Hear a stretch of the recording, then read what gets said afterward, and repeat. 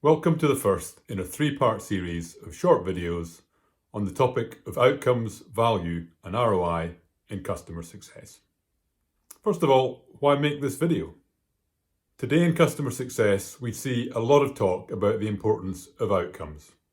Right now though, we're seeing less talk about the importance of value, and in my opinion, we still see way too much talk about adoption.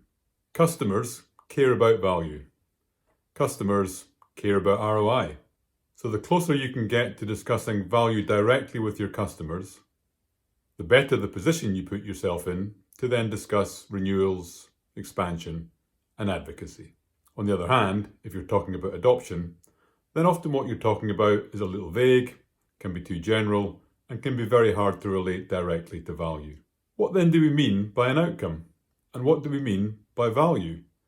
And how do we get ourselves in a position as customer success professionals to talk meaningfully about ROI with our customers? To explore all this, let's start with outcomes. Do the right things to drive outcomes, and ultimately that's the foundation of value and ROI.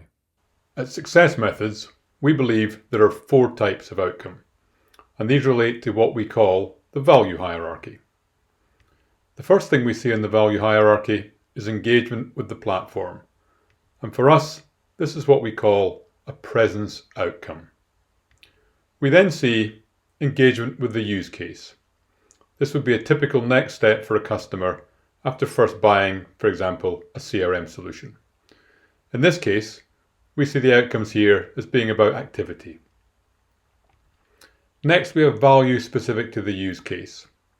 So assuming the right things are being done in the right way, supported by perhaps the right management process, the right sequencing, then we'd expect to see specific value being produced by the application.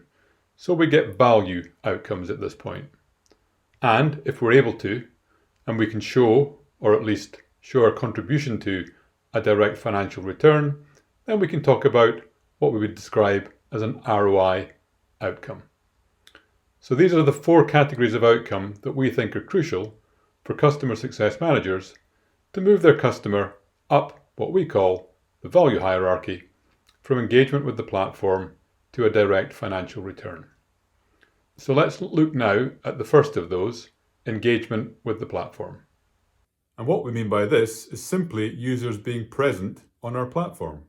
Of course, what that means will differ by solution, but for example, if we consider a CRM solution, then this is the kind of thing that we measure with number of users logging in per week or percentage of users logging in per day. When we look in total at the number of, for example, users licensed, the number of users with an active login, and the number of those users logging in every day, we get a sense of how present the total user population is from those available.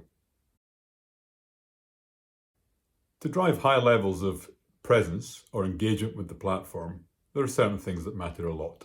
For example, customer success professionals need to work with their customers to make sure that users are aware of the solution. They understand why it's being deployed, what the purpose is, and what the benefits are for the business. They need to be provisioned with a valid login, and that needs to be provided to them at the right time. In addition to perhaps initial communications, you may want some ongoing communications to reinforce many of these messages.